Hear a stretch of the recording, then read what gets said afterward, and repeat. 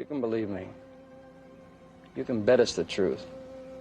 Because I'd have to be a complete idiot not to want to hold you and kiss you and make our time together a warm, wonderful moment that could grow and develop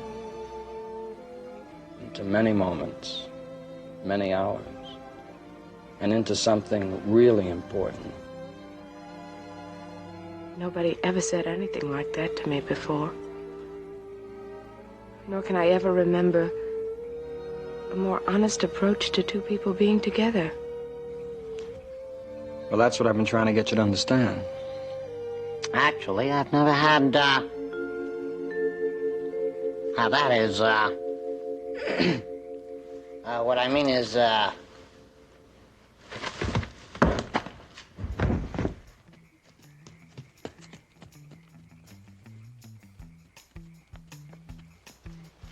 When Shallow Hal came out in 2001, it left a lot of fat viewers perplexed and angry.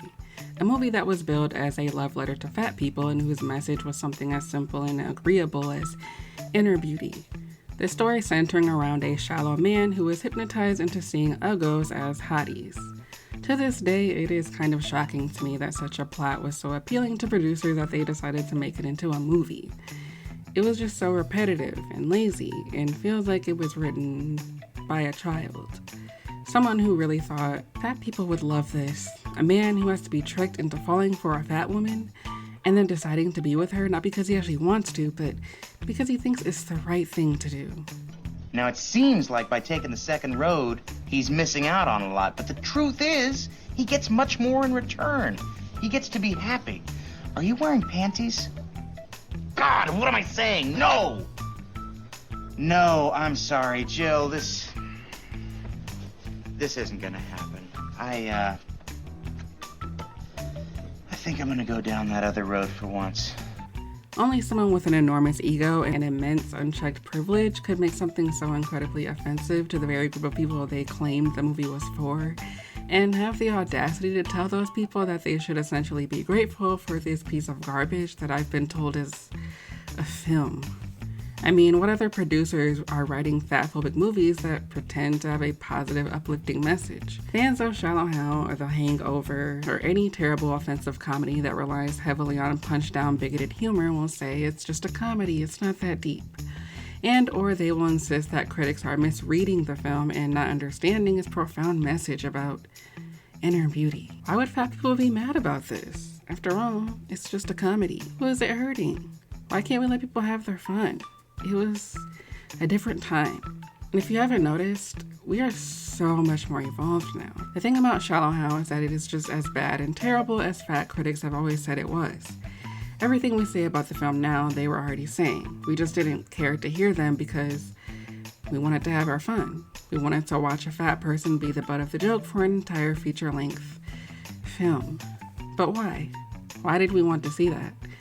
We love to point fingers at the past, condemn the people of the past who would greenlight such an awful project, and the people who liked it, but those same people probably went to go see some of those movies themselves. Tropic Thunder, a satirical film that came out in 2008, has a scene parodying the famous farting dinner scene from The Nutty Professor. The joke being, this is what you are laughing at. Fat people farting. Proud of yourself? This summer, America's favorite obese family is back. Fatty Part 2. Like, why is it so funny to watch fat people fart? I'm not judging anyone for enjoying toilet humor per se. I love inappropriate humor, and even some forms of gross out humor, but would this be funny if these were a bunch of thin people? Possibly. And I'd personally love to see more farting representation from everyone, because it's typically fat people whom you see farting in animation or TV shows or bad comedy. This is intentional. Duh. It is meant to make fat people look gross. Like, ew, look at how gross these fatties are. They fart. And it's like, girl, we all fart. As R.E.M. famously said, everybody farts.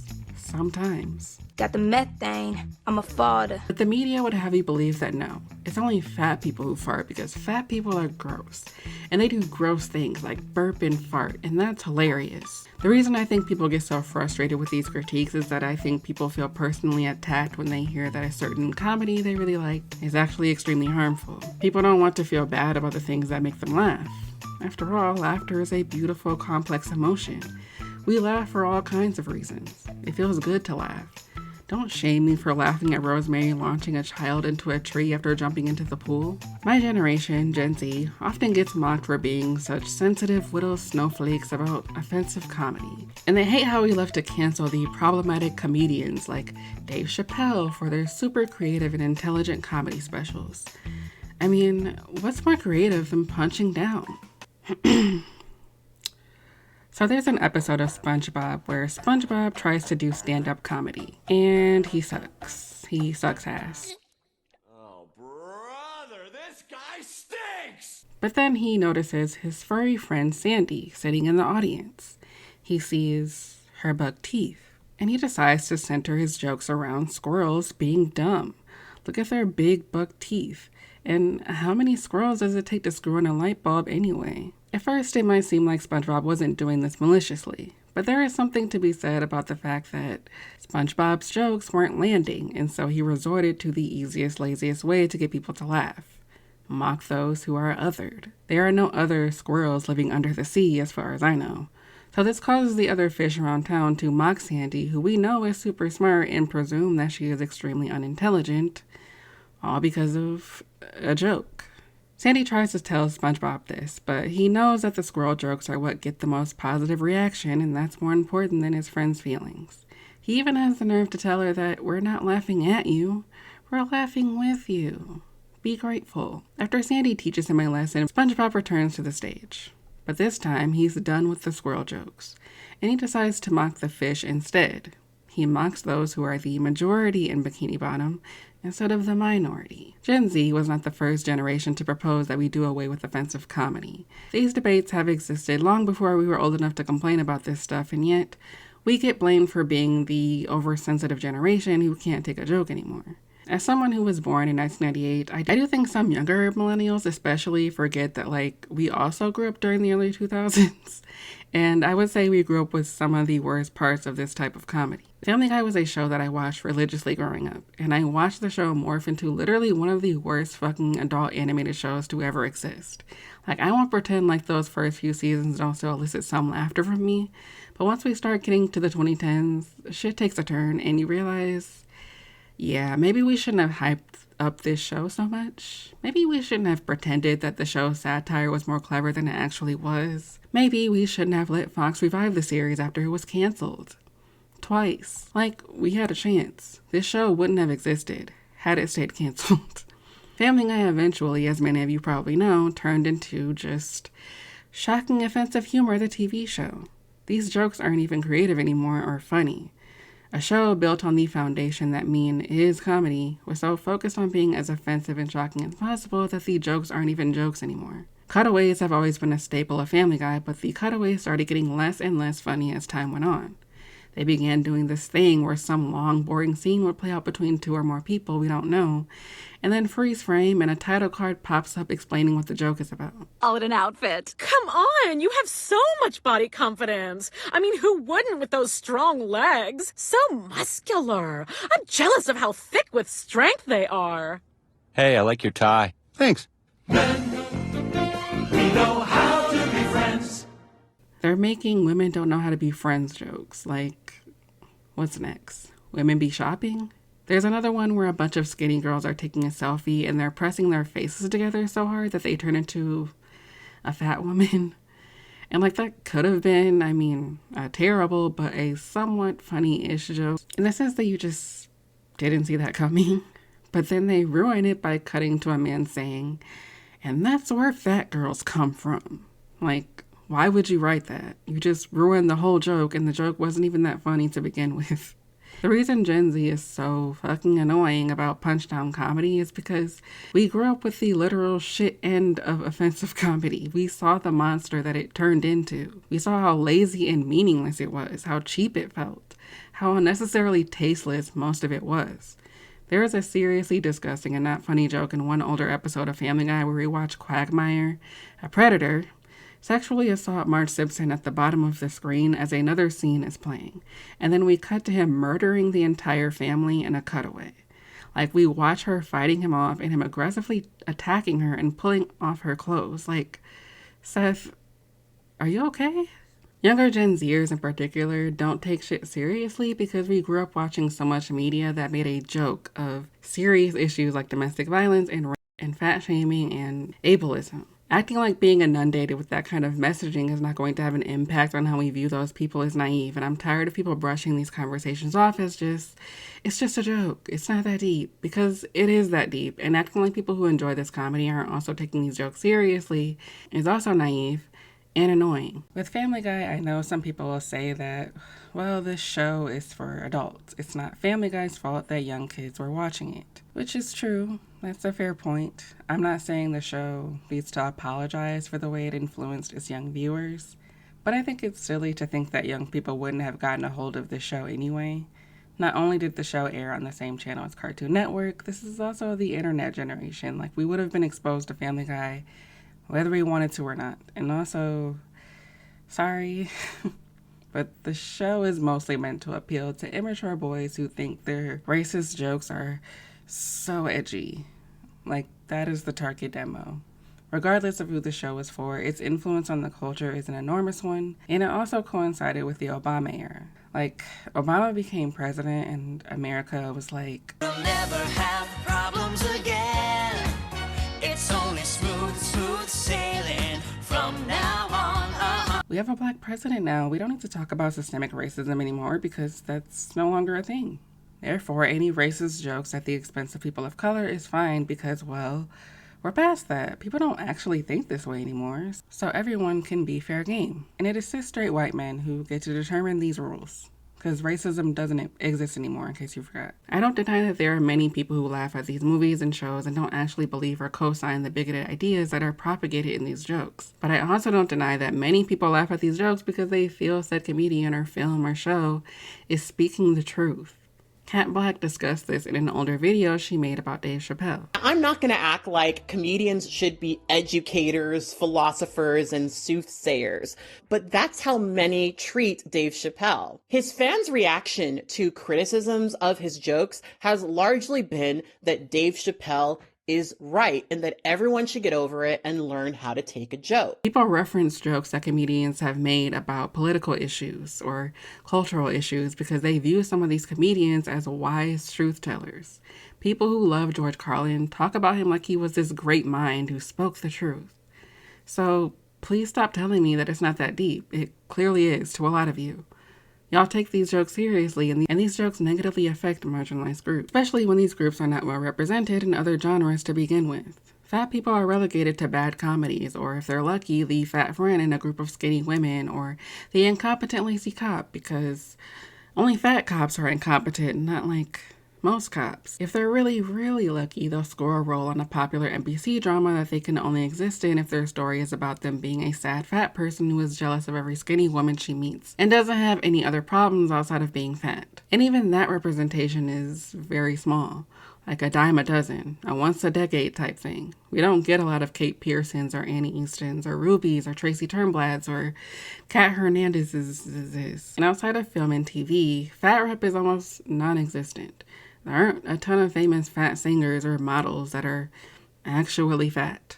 So when fat people are only represented first and foremost by exclusively thin people, and then also in films that mock their very existence, this kind of media helps dictate the dominant narrative around fat people, which is that they're lazy, fat, gross, greedy, mean, selfish, self-absorbed, bitchy, ugly, insecure, desperate, what am I forgetting? Dumb, entitled, rude, aggressive, predatory. You know, all the good qualities that we look for in a person. When it comes to movies and shows like Insatiable or I Feel Pretty or The Nutty Professor or Shallow Hal, media that traffics in the same type of punch-down humor but wants you to leave with a wholesome message about inner beauty and self-love, can be especially frustrating because they are, to reiterate something I said in my Shallow Hal video, hitting them in the face and then saying they're doing it because they love them. We mock you, but or mocking you in the name of love. The Nutty Professor is a particularly interesting case. Adapted from the 1963 Jerry Lewis sci-fi comedy, the movie tells the story of Sherman Klump, played by Eddie Murphy, a fat man who works as a science professor at this college. I don't remember the name of it, who cares? The dean, his boss, hates his fucking guts. Literally and figuratively, because he fat shames him relentlessly. Sherman ends up falling in love with the beautiful and thin Miss Purdy, played by Jada Pinkett, who is a grad student preparing to teach her own class. The first 30 to 35 minutes of the film starts with us following a sad fat man who eats his feelings and who has been trying to create a weight loss serum. Due to his size, I guess, Sherman, while very smart and capable, is clumsy and often causes trouble at the college. This, coupled with his weight, is why his boss treats him like shit. So fat people are discriminated in the workplace. There is only one state in America where weight discrimination in the workplace is illegal. In every other state, you can freely pay fat people less, pass them over for promotions, or even fire them because of their weight or if they've gained weight. So the Nutty Professor, whether intentionally or not, is touching on a real issue that fat activists have been trying to bring to the forefront since like the 60s. In my body positivity video, I show some clips from this anti-fat PSA from the 50s, I believe, where they literally say that if you're fat, you might have trouble getting a job. So don't be fat. Just choose to not be fat. It's that simple. Employers may feel that overweight makes an individual undesirable for certain positions. As Amy Erdman Farrell laid out in her book Fat Shame, Stigma and the Fat Body in American Culture, and also Sabrina String's Fearing the Black Body, the fat body has always been seen as an uncivilized body. Losing weight and becoming thin is seen as that person's body becoming civilized. A body that is not seen as out of control or a sign of greed and laziness. So Sherman's desire to become thin is somewhat understandable. After a date with Miss Purdy at a comedy club turns into him getting roasted by, who else? Dave Chappelle. He has a nightmare later that night about growing extremely fat and turning into King Kong and destroying the city. They legit reference a scene from King Kong, one of the most controversially racist movies to ever exist. This motivates him to try the weight loss potion, and after having what appears to be a stroke, he wakes up and his thin desires have finally come true. His ass is gone now, he's thin. I can see my dick! My dick! My dick! My dick! My dick! My dick! Sherman, who previously was a kind, sad sap with a passion for science, is now an egotistical, self-absorbed asshole who feels invincible now that he is thin. I'm thin! I'm thin! Okay, I'm not gonna lie, that did make me laugh. Just the way he screamed that and how he's standing on top of the building, like, that was funny, I'm sorry. Anyway, Larkeisha Kent, a fat black writer and critic, created a media metric test called the Kelly and Kat test, named after Kat from Euphoria and Kelly from Insecure. The test is meant to help determine how well a film or television series represented its fat characters. Now, the test is geared more towards women, which she clarifies includes trans women and femmes, but I'm still going to reference it because I think it's helpful. Now, technically, according to the test, the movie just fails automatically because it's not even an actual fat person, but the test includes a section where she lists all the common fat tropes we've seen over the past 50 years or so. One of them being the former fat and the bitchy former fat. This trope applies to the Nutty Professor, just friends, insatiable, and thinner, which came out the same year as Eddie Murphy's Nutty Professor. This trope, while there is some truth to it in the sense that former fat people do often sadly end up becoming the thin bullies that they once hated, this trope is more about punishing Sherman for being vain enough to concoct a weight loss potion to achieve instant weight loss. It's this weird thing where fat characters are both shamed and praised for losing weight. If you lose weight, according to the Nutty Professor, you will become an egotistical, self-absorbed shadow of your former self. Even Miss Purdy finds herself both attracted and disgusted by him and his cockiness. After Buddy costs him his job and gets him evicted from his apartment, an angry Sherman decides that he's going to say goodbye to Buddy Love forever. During some event, who cares what it is, Buddy shows up to promote the weight loss serum, and we get a whole CGI sequence of Sherman's weight fluctuating for a good 3 or 4 minutes, before Sherman officially breaks through, saying farewell to Buddy Love for good. Sherman, ashamed and apologetic, tells everyone that he thought Buddy Love was who he thought everyone wanted him to be, and that sometimes when you want something so bad, you'll do just about anything to get it. Again, something many fat people can relate to. Before walking off stage, he tells everyone that life is not about being happy about how much you weigh, but just being happy with yourself. When Carla catches up with him later, he declares that while he will lose weight, he will always be fat, and so whoever he ends up with is just going to have to accept him for who he is, which is a great message. Like, seriously, not being sarcastic this time. This time, I've always had a small soft spot for the Nutty Professor, partially due to familiarity bias. I grew up watching this movie with my mom on VHS. My mom loves her some Eddie Murphy. He, along with Jim Carrey, always make my mom laugh until she cries. Rewatching this movie for this video wasn't as much of a chore as a certain other movie we'll be discussing because, while it is horribly fatphobic, it at least to some degree wants you to sympathize with Sherman. We're supposed to be rooting for him, not Buddy. As with the original Jerry Lewis film, the story is about self-love and self-acceptance. But the original Nutty Professor was not a fat person.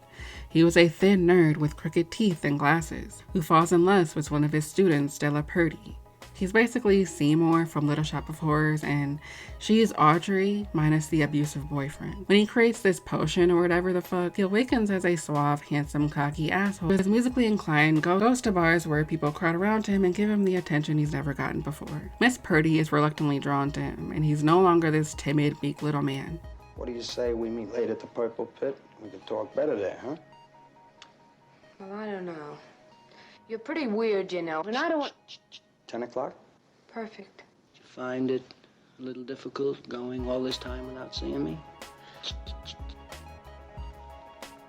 But this person is horrible, and it ends with Julius Kelp telling everyone about the serum and how he wasn't in control of a lot of his action, and we watch him transform back into his normal nerdy self. Now, do I like the Jerry Lewis Nutty Professor better? Not totally. It has some interesting aspects to it, but the movie is just a little odd and way too long, and there are so many small scenes that don't flow with the film and should have ended up on the cutting room floor but didn't.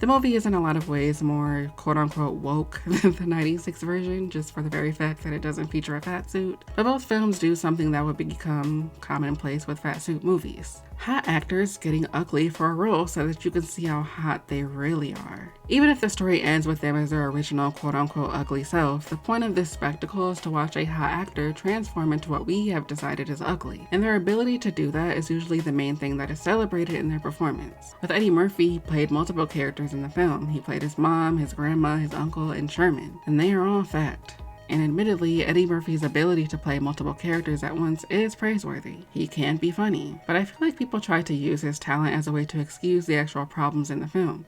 In Shallow Hal, Rosemary is played by Gwyneth Paltrow in a fat suit. When Hal is hypnotized, he sees Rosemary as a thin person. Gwyneth Paltrow, on top of being white and thin, checks off every box on the conventional attractiveness list.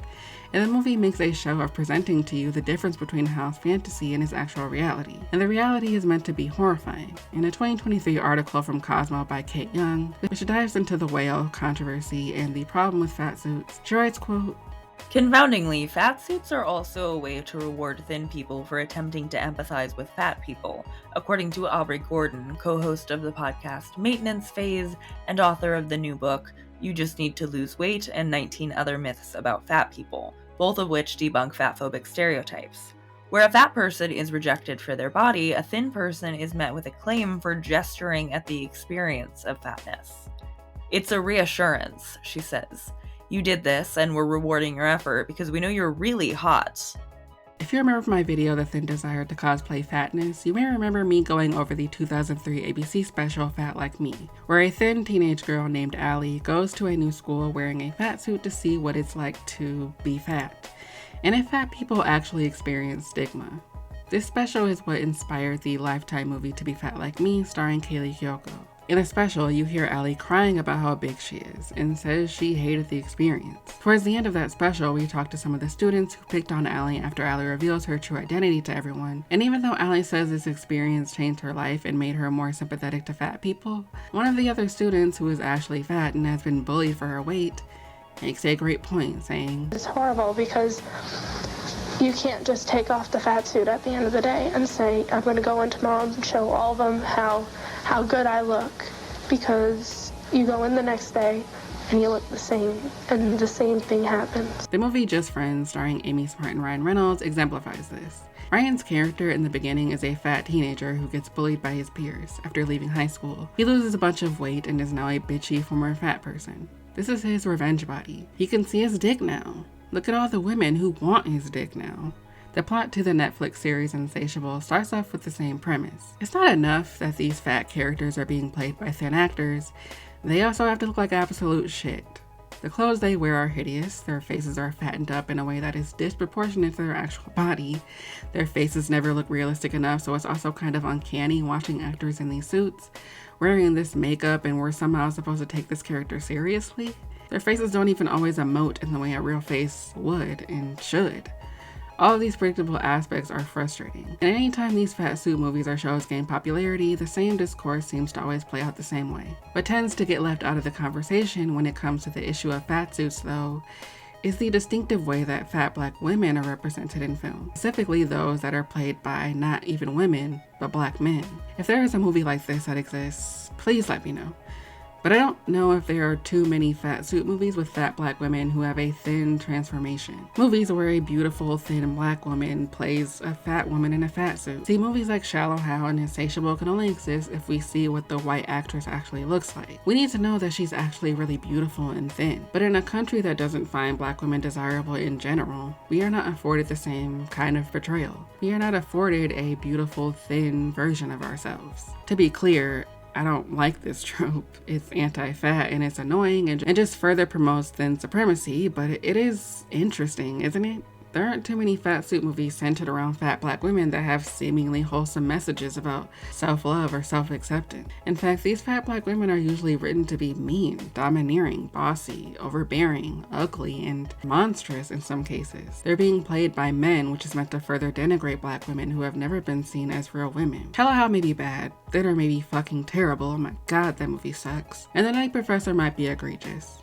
But nothing beats the way our media continuously denigrates and villainizes fat black women. If we're not being played by a thin man in a fat suit, we're the sassy black nurse, the sassy best friend, the mammy, the maid, the therapist, the mother. Either we're desexualized or we're masculinized in a way that is meant to make us look ugly. Eddie Murphy might have some sympathy for Sherman, while making a mockery of his existence, but the fat black women that Eddie Murphy plays are not met with the same sympathy. The fat black women Murphy plays are predatory and abusive women who have to literally force a timid, weak man to fall in love with her. Aunt Jemima, the first lady of pancakes, and now syrup.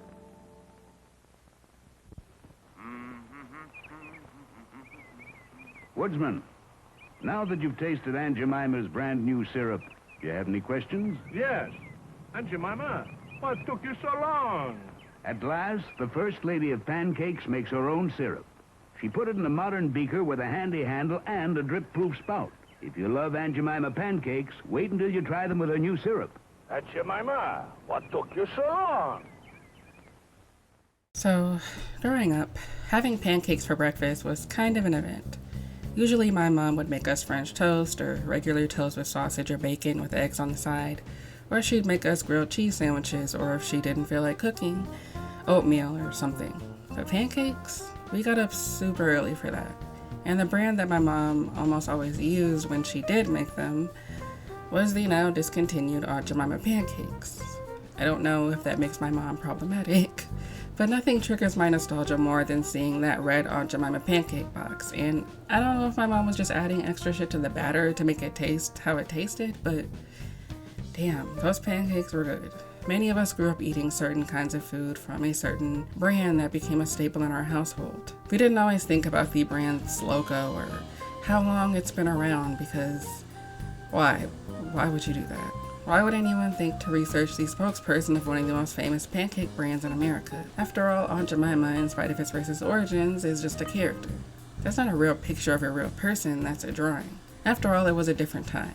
If you go on YouTube and fall down a rabbit hole like I did, you'll find vintage Aunt Jemima ads that aired throughout the past few decades. One of the most common phrases these ads will end on is, "Aunt Jemima, what took you so long?" And how ironic of a question that is. That question could be posed to the Pearl Milling Company. Hey Pearl Milling Company, why did it take you so long to do something about the Aunt Jemima problem?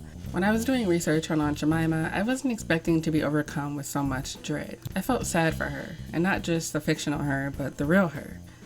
Nancy Green. The story of Nancy Green almost feels too bleak to be true. Before she became a fictional mammy, she was a slave. Born into slavery in March of 1834 in Kentucky, Nancy bore several children and later went on to become a servant, caregiver, and housekeeper for a white family. And it was from here that Nancy would spend her life doing just that, serving and taking care of white families. Because even after she was freed, she would go on to become a spokesperson and eventually a trademark symbol for a new pancake recipe created by a reporter and a mill owner, Chris L. Rutt and Charles G. Underwood. Some of you may not know this, I certainly didn't, but these two men would create what would become the first ready-mix product ever. The idea of using a mammy figure as the spokesperson didn't come until Chris Rutt attended a vaudeville house, where multiple minstrel comedians, white men in blackface, performed a comedy act to a song titled Old Aunt Jemima. So, only one article I found alerted me to this old lithograph photo that was published between 1840 and 1890, titled Miss Jemima Crow. You get it? Jemima Crow? Like Jim Crow? Yeah. According to this website, because I wouldn't have been able to make out those words, there is a picture in the upper right hand corner of a man like dancing, and it literally reads James Crow at the bottom. It's unclear if the name originated from this lithograph, but also very possible to me, but who knows. Jemima was a common name. All I know is that I saw that in an article and I almost screamed because it actually kind of shocked me. Either way, it still came from a nefarious place. Not only did this brand glorify the mammy stereotype, her name came from a minstrel character and song. These blackface comedians wore traditional Southern housekeeping attire and scarves, much like the one you see on pre-90s Aunt Jemima pancake boxes. Both Rutt and Underwood ended up selling the company to another company called the R.T. Davis Mill and Manufacturing Company, now known as the Pearl Milling Company. In Marilyn Kern Foxworth's 1994 book, Aunt Jemima, Uncle Ben, and Rastus, they say, quote, mesmerized, Rutt knew that the song and costume projected the image for which he had been searching. He decided to mimic it, using not only the name but the likeness of the Southern mammy emblazoned on the lithograph posters advertising the act of Baker and Farrell, thus beginning a new era in advertising. This would be the first time a living person would be used to personify a company's trademark. But because Rutt and Underwood struggled to market the brand due to lack of funds, R.T. Davis took over, and it was he who discovered Nancy Green through a friend. Nancy, I guess, cooked up a real good pancake, and Nancy fit the image they were looking for.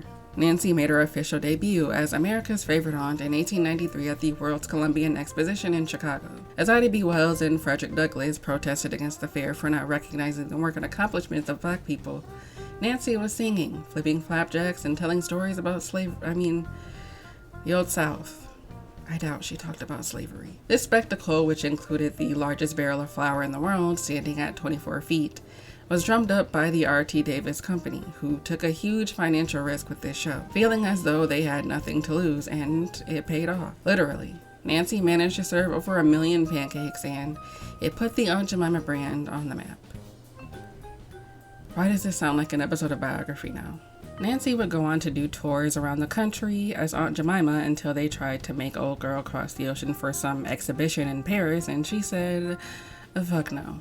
And she was instantly replaced by Lillian Richard. Sadly, in 1923, Nancy was suddenly killed in a car accident while walking down the sidewalk. She was 89. Trying to find pictures of all the women who became a spokesperson for the brand is an arduous task. Sometimes you look her up and different sites will label a picture as Nancy Green when it's actually Anna Robinson, a different black woman who acted as Aunt Jemima at one point. Except apparently it's also not. This is Lillian Richard, I think. But from the pictures I did find, some of these women were light-skinned. They all typically were small fat to large fat, and they always wore a scarf on their head. This is typical of the mammy stereotype, of course. A mammy, or the term mammy, is not a compliment. A mammy, in summation, is a desexualized, fat, usually dark-skinned black woman who was created by white people as a racist response to the end of slavery. The mammy was the ideal slave because she loved taking care of white people, and she wasn't interested in fighting against slavery. She loved her white family more than her own family, and most importantly, she wasn't a sexual threat to the white wife of the family. No need to worry about mammy stealing your man because mammy is fat and unattractive. This stereotype was also in response to the pervasive Jezebel stereotype. Melissa V. Harris Perry described where the myth of promiscuity that has always plagued black women and girls comes from in Sister Citizen, since slavery when black women were subjected to things like forced nudity when working in the fields.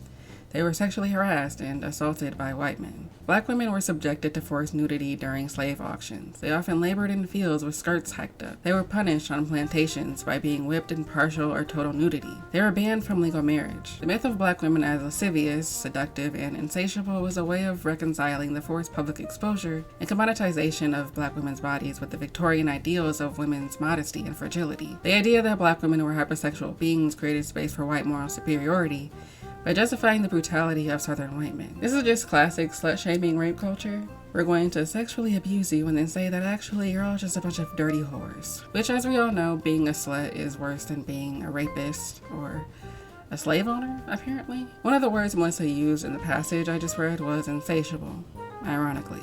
Words like insatiable were often used to describe black people, but also just people of color generally. To many white European men throughout the 16th century to the 20th century, anyone who wasn't white were just predisposed to being fat and greedy and lazy.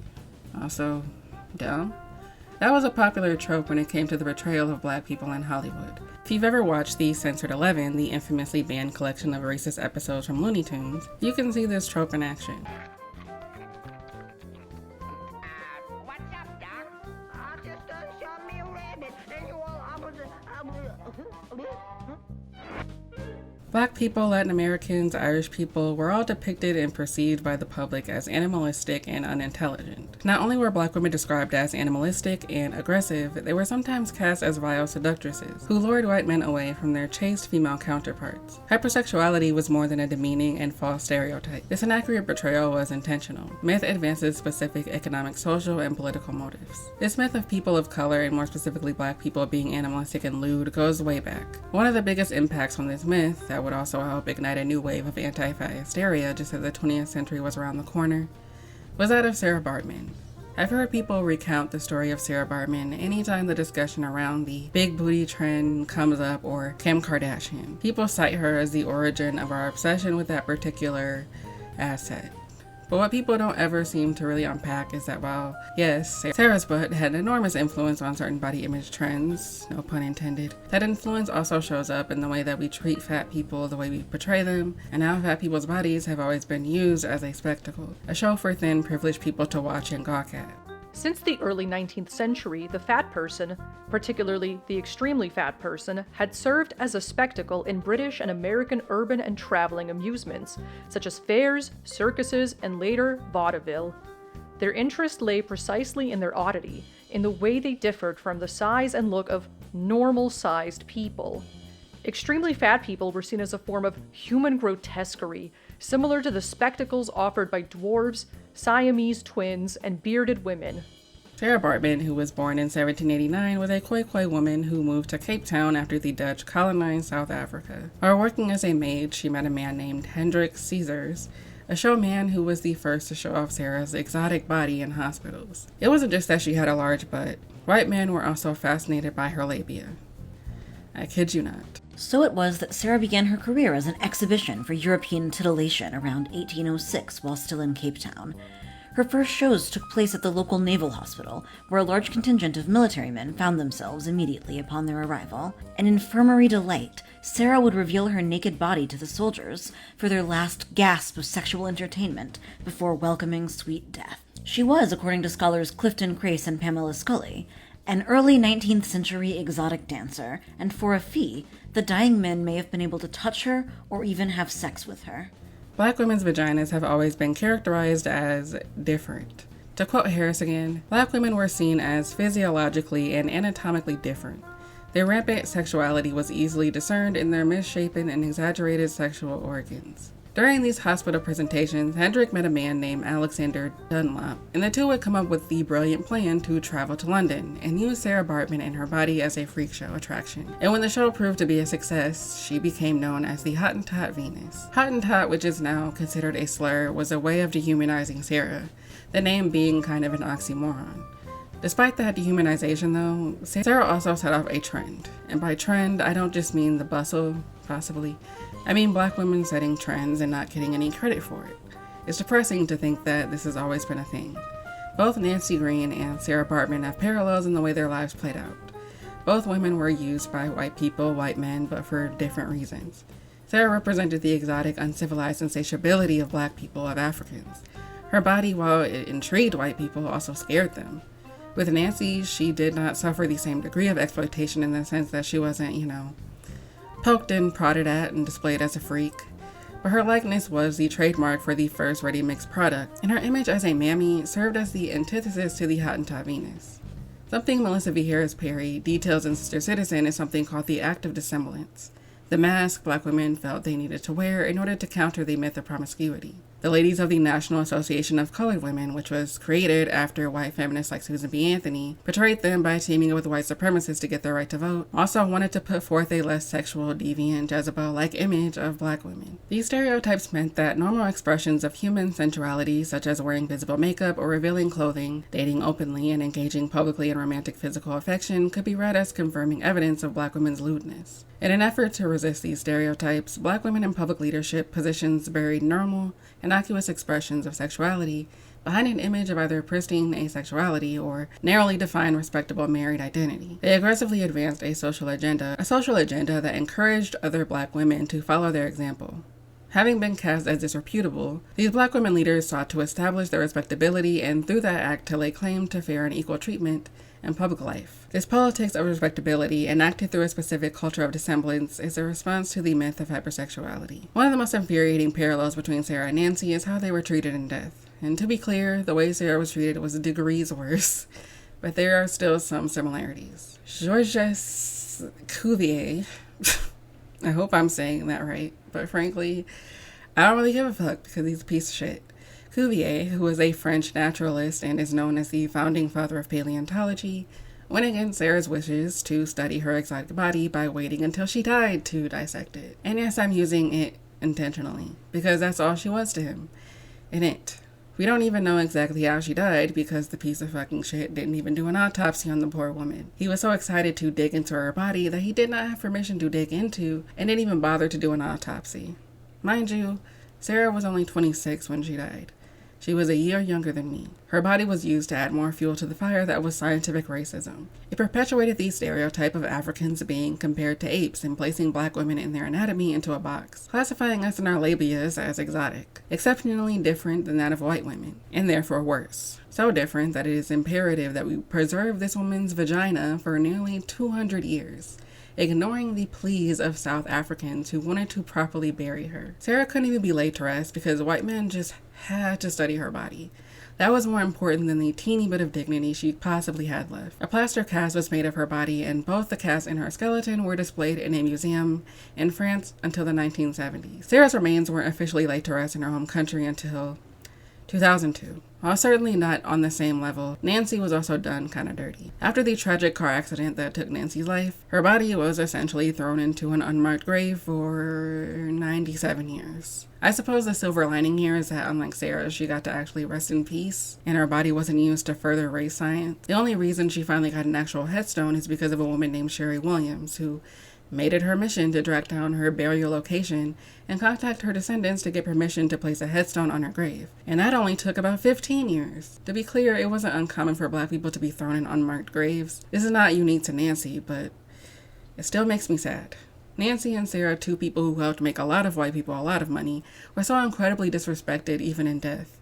Their bodies and their image became cultural icons and some inspired body trends. But that was not enough for them to even be treated like human beings by the very people who exploited them. This goes for all the women who acted as a spokesperson for Aunt Jemima, from Lillian Richard, Edith Wilson, Anna Robinson, Rosie Hall, Ethel Ernestine Harper, and Eileen Lewis. Now the pancake, the flour, I mean, box it. Box it? Sure, box it.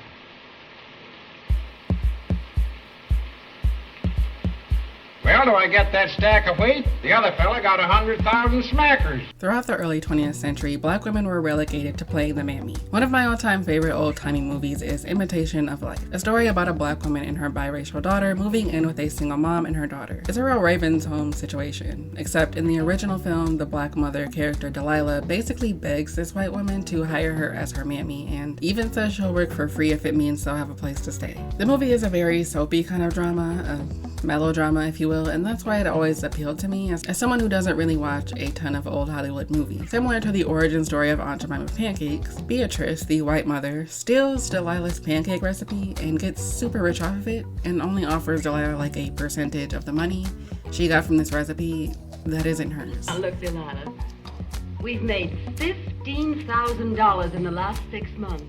We'll double that by July and make 100,000 next year. So now we want to incorporate. Yes, sir. You see, that's the best way to run a business. Yes, sir. Now, here are the papers for you to sign. But if I sign them, then what? Then you'll have a 20% interest in the Aunt Delilah Corporation. You'll be rich.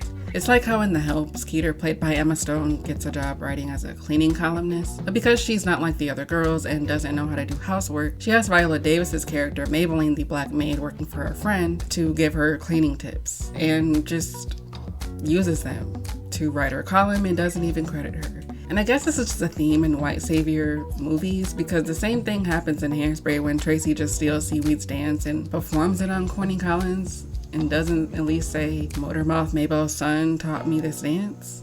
Like, what the hell? That doesn't seem very white saviory to me. In fact, it's more colonizery. Anyway, Delilah becomes distressed and disheartened when her daughter Piola, representing the tragic mulatto trope, tries to pass as white and wants any shred of blackness completely erased from her identity. As the years progress, we watch the girls grow into adults. And as Beatrice's daughter falls in love with her stepdad, okay, family strokes. I'm kidding. Nothing like that happens. She doesn't get stuck in a washing machine or anything. But as she falls in lust with him, Piola continues to distance herself literally and figuratively from her mother and her blackness. She gets a job far away from where Delilah and the girls are living and passes as white. This breaks Delilah's heart, again figuratively and literally, because the movie ends with Delilah, after being told by Piola that she will now treat her like a complete stranger and she wants her mom to do the same, dies of a broken heart. An extravagant funeral is put in place and Piola shows up just a little too late, and she weeps for her mother, who she now feels great remorse for. As much as I love these movies, Delilah, like many black women characters even today, existed purely to care for others, to help white people get rich, and to be grateful to this nice white lady for taking her in. In the first film adaptation of the book by Fannie Hurst, from which these films are based, Delilah is written to be unintelligent and effervescent. The movie even mocks her for not knowing what certain things are. What do you do, Miss B? He's an ichthyologist. Yes, sir. Well, I always say they ain't a better business for a man to be in. At what, Delilah? At that ecologus business. She's always happy, always forgiving, and never asks for too much. She's desexualized, as her white counterpart is Claudette Colbert and Lana Turner, an actress who was known for her sex appeal at the time. This desexualization is what we would see on full display in The Vampire Diaries with Bonnie Bennett. It's what we would see with many black characters that exist in predominantly white casts in general. But don't you notice something familiar about the way black people and fat black women are treated? Dumb, uncivilized, lazy, greedy, unattractive, existing only to care for their thin counterparts and to be of service to others. My point in even talking about this is that I want people to see that the way fat people are often depicted in the media now is not any different than the way they were treated back then, or the way black people were depicted in the media back then and are still treated. Fat black women are still desexualized, or their identity is almost non-existent. I've said this before, and I'll say it again. Why do you think we were so attached to Lizzo? There was a reason. The Parkers is the only show in America, at least, that I'm familiar with that features two fat black women as leads and portrays them as desirable. Nikki Parker is lusted over by so many conventionally attractive black men. She herself is very sexual and is always horny, and she gets dick, like a lot of it. It's kind of amazing. Not because men's approval is the end-all be-all of fat phobia, but just because it's nice to see fat women be desired, because that's not unrealistic. People like to fuck fat people. Ariana Hook has an excellent video about the Parkers that you should watch if you want more of a deep dive on that. Anti-fat bias stems from anti-blackness and ableism. You can't separate those two things, but that's what people want to do, even when people talk about Sarah Bartman, completely ignoring the fat phobia of it all. the misogynoir, the xenophobia. How this, along with Aunt Jemima, or Nancy Green rather, is just another example of the denigration of black women and this country's absolute disdain for us, but still in some ways wanting to emulate us or parts of us. This disdain and disregard would even be perpetuated by our own. Returning to what I said at the end of the first part of this video, men, and sadly black men, have helped contribute to this dehumanization. In 2015, when criticism over her old racist jokes she told before she blew up came to surface, Amy Schumer responded to this by saying, "Go in and out of playing an irreverent idiot. That includes making dumb jokes involving race. I enjoy playing the girl who time to time says the dumbest thing possible. And playing with race is a thing we're not supposed to do, which is what makes it so fun for comics. You can call it a blind spot for racism or lazy, but you are wrong. It is a joke, and it is funny. I know that because people laugh at it." To me, that's funny. In fact, it's probably the funniest thing she's ever said. Because she's flat out telling us that the reason she told those lazy-ass racist jokes is because it gets you easy laughs. People who are adamant about defending lazy, offensive, punch-down humor don't want to admit that their jokes are lazy, but they're willing to gloat about how much people just love their racist jokes, and so they must keep telling them. After all, there's nothing that makes people laugh more than when it's at a person's expense, especially a person that they don't see as a person in the first place. People like Amy Schumer or Chuck Nip feel that because their jokes get laughs, that must make it fine. People are laughing, aren't they? If it gets you money and laughs and instant fame and virality, why try to be more creative when being lazy is so lucrative? When Chuck Nip, Kip, whatever the fuck his name is, who created a racist caricature of a black woman for comedy named Shirley Q. Liquor, a welfare queen stereotype, I noticed an extremely grating and hair-pulling pattern. Actually more of a wanna bang my head on the wall kind of pattern. In a 2009 piece from some website called Gambit, the author weeps about Chuck canceling what was meant to be Shirley's swan song. And oh, how disappointed his fans will be. Supporters of Chuck complain about how political correctness and humor are oxymorons, and oh, one of my favorite arguments. This is from some dude named Richard Reed. Who cares who he is? The biggest problem I have with all of it is the people who boycott these performances without having even seen them, Reed says. Just boycott them based on the fact that there's blackface, which I find ridiculous. That happens in places where they're notorious for having no sense of humor. New York. Why New York? If you don't laugh at my lazy racist joke, you must just be allergic to humor. It's just a joke. I mean, I just assume that you don't know what a joke is because you're not laughing at my joke. Defenders of the infamous 1980s piece of garbage, Soul Man, say the same dumbass shit. For those of you lucky enough to not know of this film's existence, Soul Man was a dumb racist movie that came out in the 1980s, starring that one kid from The Outsiders as a white kid who decides to pretend to be black so that he can get into college on affirmative action. The filmmaker has always defended the film and used the old shallow how defense that the film has a good and wholesome message, and, well, people who don't like it just haven't seen it. This Today article is absurd. So absurd that I don't even want to quote it because it's gonna make me want to throw my microphone out the window. The way these white people are trying so hard to defend this movie is fascinating to me. Why do people dick ride for these lazy jokes? Like, defend them to the ends of the earth. Why are people twisting themselves into knots instead of just being honest about the fact that they just like offensive jokes? Why do you feel the need to moralize it or downplay the seriousness of people's concerns about it? Why are you insisting that anyone who doesn't like it is some woke PC lib? Or that they don't have a sense of humor? And why must I find your sense of humor appealing? And to reiterate, why do we continue to pretend that this stuff doesn't affect how we see people? We never want to interrogate why people are laughing at this stuff to begin with. When it comes to black men in drag, I don't want people thinking that I am against the idea of black men dressing up in drag. I'm not against that at all. But a few years ago, there was a lot of discourse around black men dressing in drag, or the history of it. Dave Chappelle famously said in an old interview with Oprah that he once was almost pressured heavily into putting on a dress for some movie he was doing with Martin Lawrence. Prostitute? Nah, I'm not doing that. I don't feel comfortable with that. That should have been in the discussion.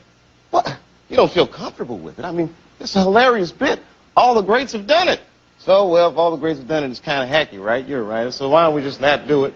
Because I don't feel comfortable wearing a dress. Oh, come on, Dave. Listen, we got it all set up. We're supposed to shoot every minute you waste costs this much money. You know, the pressure comes in. In an article for the Black Film Collective titled Say Yes to the Dress, the emasculation of black men in Hollywood, or homophobia, the author calls attention to the many black actors from the Wayans brothers to Kevin Hart to Tyler Perry, who have all experienced an increase in fame and notoriety after donning a dress. They bring up Billy Porter, who in 2019 famously wore a dress on the red carpet, causing a bit of a stir, if you will. And they say that it's important to have balance and allow black men to be gender fluid in how they dress, but that the angle within how this comes about is equally as important. It's crucial to consider the intentions behind these portrayals and the impact they have on both individuals and communities, as it brings the question whether this is a tool used to reinforce harmful stereotypes or contribute to the marginalization of already vulnerable communities. Also, do these men wear dresses out of their own choice and free will, or are they cajoled through the expectation of a successful career? Men like Dave Chappelle, John Singleton, and Cat Williams have voiced their disdain over black men dressing in drag.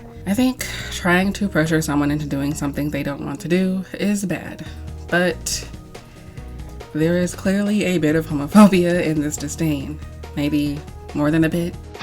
He said, I'm not wearing no dress, man. I'm funnier than a dress. Just give me something funny to say. I don't need to wear no dress to be funny. What am I, Milton Berle? You know, we're going like this. And then finally he's like, and he leaves. And then like the director comes, Dave, it really would be great if you wear the dress. What is wrong? What is this, Brokeback Mountain in here? So then I started thinking about it. All the comics that I've seen, men, you know, strong brothers, why are they putting us in these dresses? But the minute it was clear, I was adamant, I'm not wearing a dress. I'm not wearing the dress. All right, fine. Think of something else. That comes back 10 minutes later, the whole new scene. Damn, how did you write the scene so fast? To extrapolate on that, in a 2006 NPR article that was released the same year as that Dave Chappelle Oprah interview, Todd Boyd, a professor at the University of California School of Cinema Television, tells black men to take off the dress. He says, quote, "Perhaps some entertainers will do anything for a laugh and $1. I'm sorry. I don't want to see any more black men in dresses. That is dead. There are already too many forces at work in society attempting to emasculate black men as it is. We don't need to do anything to aid these forces." For many years, Hollywood led the way in promoting a series of stereotypes that unfortunately came to define the image of black people in the minds of many. During this time, some argued that black performers had so few opportunities for work and entertainment that it was a matter of doing the stereotypical role or not eating. Whatever you think about that argument, that time has long passed. While I support their right to choose, I do indeed detest their choices. Take off the dress, brother, and get your mind right. Lord. I don't want to say that there isn't a conversation to be had around black men and masculinity. There certainly is. Homophobia obviously exists in every community, but there is a particular kind of homophobia that exists in the black community. Black men have never been seen as real men historically because they were slaves, and so the policing around masculinity that happens to black men is very strict and intense. Disturbing, also. I don't want to say it's worse, but it's different. I feel like white men and even just non-black men in general sometimes can get away with certain things that would be called gay in the black community. Like, I've watched black men get yelled at by their parents for crossing their legs in a non-manly way. I've seen straight white men do that, and it could be seen as gay by some white people, but I just think it's more normalized over there. So when I say what I'm about to say, don't take that as me saying that masculinity is bad or that black masculinity isn't an important discussion to have. Both of these articles irritate the shit out of me. Oh, this is such a tragedy because it emasculates men. Like, oh my god, I don't fucking care. I don't give a fuck. That's seriously the biggest problem y'all have with this. None of their complaints have anything to do with the depiction of black women or the fact that sometimes these characters are written in rooms where white people are present, or the fact that these characters are also mocking fatness. So one of the main contentions some black folks have with black male comedic drag is the notion of emasculation. Because of the legacy of chattel slavery, black men were seen as violent, hypersexual threats, ones that needed to be kept in their place by any means necessary. Talked about this in another video, card. Sometimes those means were literal castration. This kind of thinking, I understand the points, but it also requires a certain perception of masculinity, in my opinion. One that is rooted in that misguided dichotomy, the opposition of man or woman, at least in terms of today's dynamics and the dwindling importance, again, in my opinion, of traditional gender binaries. It's also a notion that kind of misses a key point. Y'all are making a profit off of mocking black women. So, okay, oh my god. If blackface minstrelsy was rooted in the humiliation of those racialized as black, if most of the highest paid minstrel performers were female impersonators, if white audiences only wanted black performers to stick to the caricatures and stereotypes that reaffirmed their, aka white folks' beliefs about what it meant to be black, then it's not too audacious, in my opinion, to link black comedians in drag to similarly nefarious origins, okay? Keeping in mind that even if it started as black performers trying to make money in any way they could to survive, it's turned into straight men donning drag online to try and gain an audience. It's like the easy in for a budding comedian. Making fun of people is a lot easier than actually honing your skills as a comic, so it makes sense. Wow, I'm rude today. Chuck Nips, Kips, whatever the fuck's character, Shirley, is no different from a certain other fat black woman we'll be complaining about later. And that other fat black woman was played by a black man. It's just another example of the way the black community has a tendency to center the emotions or masculinity crisis of black men instead of thinking about the black women they are making bank off of caricaturing. This is why the fat suit conversation can fall short, because it is very specific with black women. White men have dressed up as white women for decades, and sometimes those characters do tend to traffic in some sexist stereotypes of how women behave, but it's just worse with black women, because there's almost always an element of anti-fatness and colorism that neither of these articles really address. Couldn't find examples of the tragic mulatto, particularly online comedians and stuff like that. And I find that even more interesting because to me it adds an element of colorism, which you know I love to unpack. I'd like to posit, okay, that the reason you don't see so many straight black men imitating light-skinned girls is because oftentimes in the media and online, femininity is more closely linked to lighter-skinned women. No matter what your ethnic background is. Colorism, global phenomenon, okay? Specifically about the internet. When these men get online or accept a role where they're in drag, imitating a certain kind of black woman, no matter how relatable, something just feels off about it. Would Tyler Perry's Medea films be as popular or as celebrated if Medea was actually played by a woman, if the dialogue was all the same or anything? Or does this make it lose its appeal? And if that's the case, why? Is it because some folks just have to admit that they find humor in making fun of people? Why is a straight man making fun of women in drag more okay than a gay one celebrating a woman in drag? Are some of you finally ready to confront the ways you've covertly demonized femininity when you accept comedic drag but not drag queens? 20 years ago, Dove created a body positive campaign meant to represent real women. Those real women didn't include fat people who were above a size 12, and they for sure didn't include any black women the size of a Lizzo or a Delilah. It was mostly cis, fair-skinned, straight-sized, real women. The IG-approved version of body positivity coincided with the rise of the slim, thick hourglass body type, along with the thigh gap and hashtags like thinspo. People treated the body positivity movement as though our perception of actual fat people had truly evolved and that all of us were okay with fat people now. We acted like body image issues and diet culture and the sorely underdiscussed problem of eating disorders had been solved. But we all know that wasn't true. The big butt trend didn't make people find black women more desirable. It didn't finally put fat black women on the map, as evidenced by the slim, thick body trend, the BBL craze, and now the heroin chic redux. If body positivity really did what y'all claimed it did, why does almost every black woman I've ever met over the past few years, including family members, tell me that they really want to get a BBL one day? Why did everyone decide to scapegoat fat people during the pandemic? Why did Ozempic become so popular as a diabetes medication turned weight loss drug that it caused a shortage and prevented the people who need the medication to survive to access it? What did body positivity do if we're willing to say that weight loss is more important than those people's health? The thing everyone claims to care so much about? Why is there still so little fat representation? Why are thin actors back to stealing roles from actual fat people by putting on hideous fat suits? If body positivity supposedly solved all of these problems and created some fat utopia, then maybe I've been misinformed on what this movement was actually for. If body positivity shifted the culture's perception of body image so much, why did Lizzo face so much fat phobia before and after her cancellation? Even when she was at her most beloved and by her status, people were swarming her mentions and comment sections with so much racist and fatphobic hatred. It was so bad that Lizzo did a live video crying about the things people were saying. Sarkeisha Kent actually wrote a great piece in the post about how the prevalence of anti-fatness never went away. She, like I, was not surprised, seeing me the bloodthirsty eagerness to dunk on a black woman when the Lizzo allegations came out.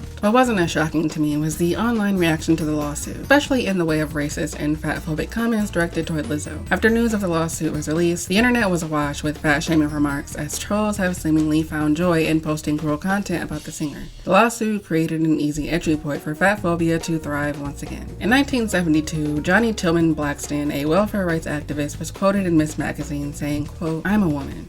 I'm a black woman. I'm a poor woman. I'm a fat woman. I'm a middle-aged woman. And I'm on welfare. In this country, if you're any of those things, you count less as a human being. If you're all of those things, you don't count at all, except as a statistic." Johnny was preaching this shit in 1972, and yet this reality still hasn't exactly sunk in. Returning to Clarkeisha Kent, fatphobia is serious business. Though at this point, I find myself absolutely sick, and I do mean sick, of educating people about it, particularly as a fat black woman. The iteration reached a new level at the end of last year when The Whale premiered and then throughout its subsequent Oscars campaign, because as per usual, people were focused on the wrong things. My take on the matter is that a lot of fat white people who were perhaps hoping a fat actor would have been cast in Brendan Fraser's role had to contend with the fact that the actor doesn't care for any of their parasocial feelings toward him, and seemingly didn't see an issue with donning a fat suit. Those Fraser fans presumably felt betrayed and that they were denied quality fat representation. And I suppose the same could be said for Eddie Murphy. Earlier when I said the fat black women Murphy plays are not met with the same sympathy as the fat male characters, that was a bit of an understatement. Even saying it was a bit of an understatement is an understatement. So, without further ado, let's talk about Norbit. Leave him alone. Says who? Who are you? Respucia. What's your name? Norbit. Norbit? That's a stupid name. Why'd you beat those boys up? To protect you. You got a girlfriend, Nesbit? Norbit. No. Well, you do now. Get your ass up and hold my hand. Okay. How you doing?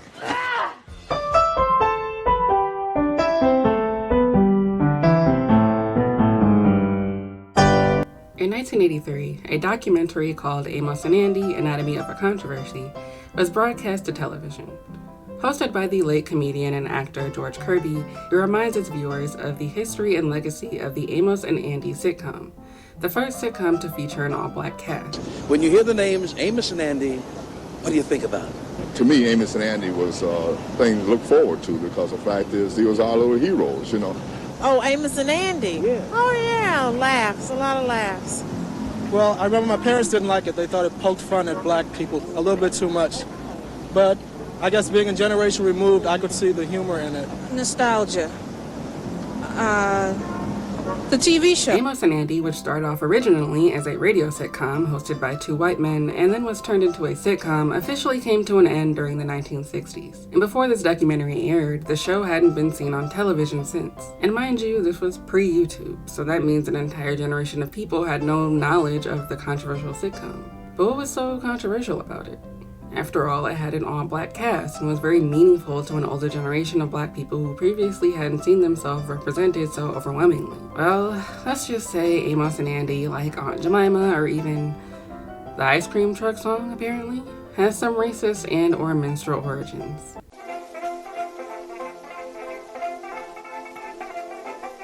Come on, chillin'. Trying to cut a watermelon. Yeah, you George Washington, Henry Clay, Abraham Lincoln, Woodrow Wilson, Jackson. You them Thompson niggas, quit rolling them bones and come down and get your ice cream.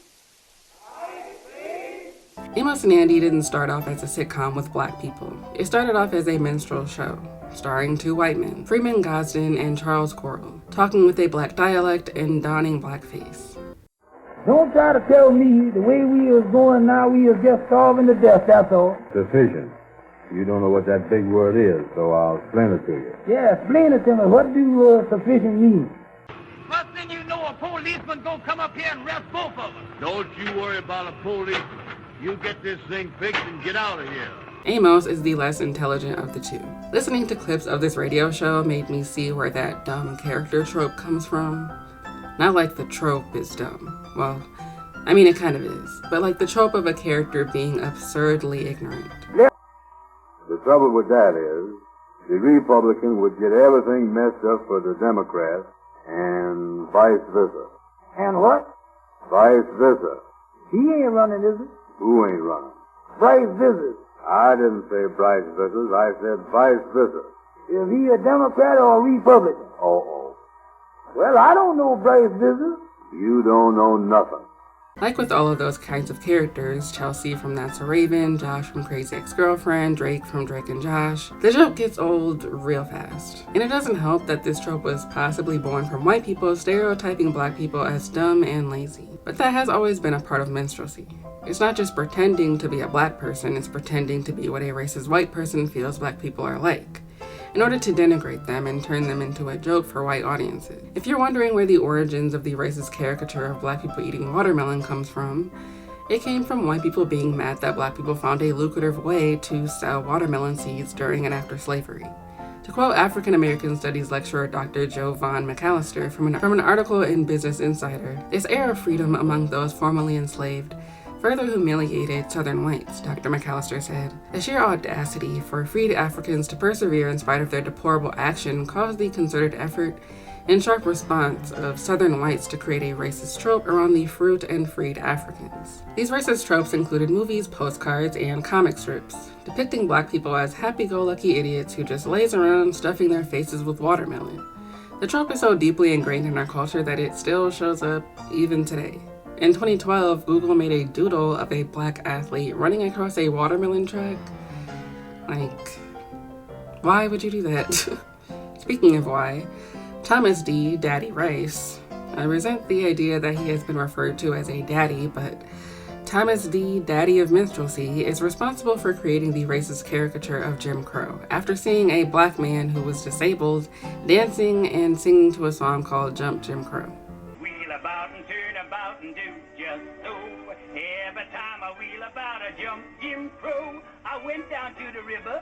I didn't mean to stay, but there I saw so many gals. Give me back my clothes, please. I know I always say this, but this movie feels like an SNL sketch. Privately known as Daddy Rice, was the first to bring blackface characterization to the American stage. And from this humble beginning, there swept over the length and breadth of our nation a new era in the American theater, the grand old minstrel days. Not humble beginnings. As we read from Melissa V. Harris earlier, these stereotypes and these depictions exist to further the subjugation of people of color, and in this case, black people. If minstrelsy was meant to mock and deride, then it is understandable why Amos and Andy was so controversial. The NAACP protested against the show for years, feeling, rightfully, that the show perpetuated negative images of black people and helped get the show canceled. In the documentary, we hear from Ernestine Wade, who played the role of Sapphire Stevens in the sitcom, along with Red Fox of Sanford and Son and Marla Gibbs from The Jeffersons, who grew up with Amos and Andy and appreciated the show for what it was. But I thought he was a very natural character and very hilarious. And as a matter of fact, most of the people on the show were. It was a very good cast and very well orchestrated and very believable. I don't think that it reflected the wrong image of black people. I think it was the fact that it was the only image of black people. And in that context, the only image of any people, no show can represent that. So it would come up airing if you took it to task to say this really represents the Italian community or the black community or the Oriental community. No, it couldn't do that. And because that's all we had, then I think the NAACP was really trying to say we needed a balance. Instead of saying that, what they said was this show reflected our people in a negative image because other people see us and think that this is the only way we are. I don't think people tune in a comedy show for an education. If it had been a documentary, it would have been a different thing. Mm-hmm. But again, all people will scream about things they don't enjoy. You take The Grapes of Wrath and Tobacco Road, there was a lot of static about that. But those people really exist. Their names might not be the same, but their prototypes exist. And there's no need to deny the existence of something just because you don't like it. I thought it was a situation comedy that depicted black people, some black people, in an element, and it was comedy, man. It was laughs there, and that's what it's all about. Get some laughs, and you're not hurting anyone. Some people said, hey, man, he shouldn't be doing that. But if they look at their mother and father around the house sometime, they see the same things happen. I understand what they're trying to say. And I understand Ernestine being defensive because she actually starred in the show, and in a way, her role, along with the other black cast members' roles in that show, are being erased or hidden from the public. I agree that no one comes to a sitcom for a history lesson, but maybe it could be. I don't personally love the idea of Warner Bros. Trying to bury their racist cartoons because it has nothing to do with black people. It's Warner Bros. Trying to cover their ass. It's concealing a blemish on their legacy. Maybe not even just Warner Bros. Legacy, but America's entertainment legacy. The history of theater and entertainment in this country has always had deeply racist roots. Minstrelsy accounted for a large portion of American entertainment for years. Aunt Jemima was based on a minstrel show and song. Amos and Andy were originally two white men. The ice cream song is fucking racist.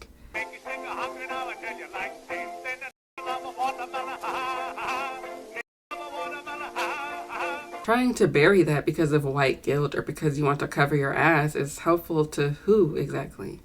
Because the truth always comes out. I don't think Ernestine Wayne's legacy should be erased because of that egregiously racist history. I don't think it should be put back in syndication, but people should know about Amos and Andy, and they should know why it was controversial while also being important to a lot of older black people, who, as some of them said in the doc, had nothing else. That famous quote that says, "Those who forget the past are condemned to repeat it," still doesn't seem to have sunk in for a lot of people. Because it's not like minstrelsy stopped after Daddy Rice died or when Amos and Andy decided to cast actual black people to play these minstrel characters. Soul Man came out in 1986.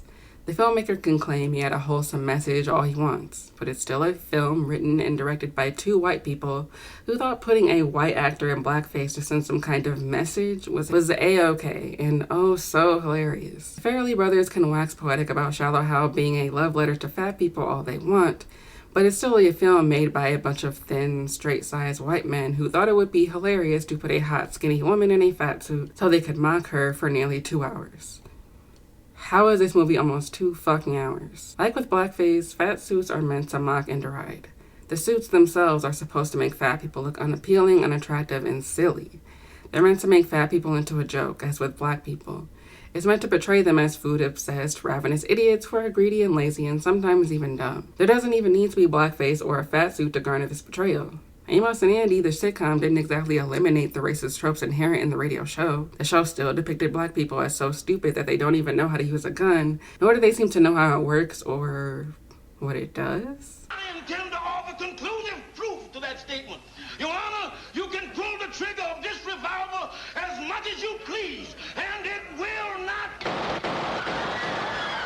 Chuck Nipp can claim his racist portrayal of a welfare mom with numerous children wasn't meant for anything but to bring laughter and joy to his racist white audience, but it's always going to be racist, no matter how you slice it.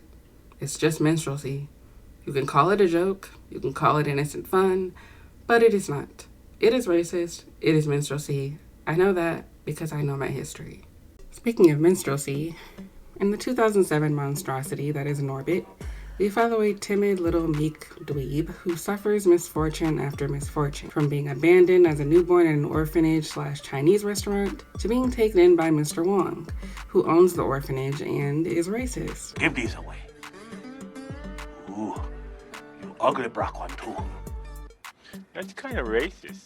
Yes, Wong very racist. I no like Brock. I no like Jew either. But Brock and Jew love Chinese food. Go figure. Oh, and he's also played by Eddie Murphy in Yellowface. Yep. While there, he meets a young melanated girl named Kate. Yes, keep the image of this melanated child in your mind, okay? Put a pin in that. Through Norbit's narration, he tells us about his relationship with Kate and tells us of the time that they got married under a big beautiful tree and exchanged ring pop. They were so close that they even shot together. Once married though, their honeymoon would be cut short when Kate is adopted and we never saw her again. Fast forward 5 years later to a now tween-age Norbit, being rescued on the playground from 2 twin redheaded bullies by Respucia Lattimore. After being forced into a relationship with her, Norbit finally acquires the thing he's always longed for, a family. This family not only including Respucia, but her big three brothers, Big Black Jack, Blue, and Earl. Norbit might be happy to have a family, but he also fears them. So I guess it's realistic. Jack, Blue, and Earl are large, buff, intimidating men who use violence to get what they want. They run a construction business and are seen forcing business owners around town to do deals with them. And Respucia is no different. Respucia is the Jezebel, the Sapphire, and the Mammy all rolled into one.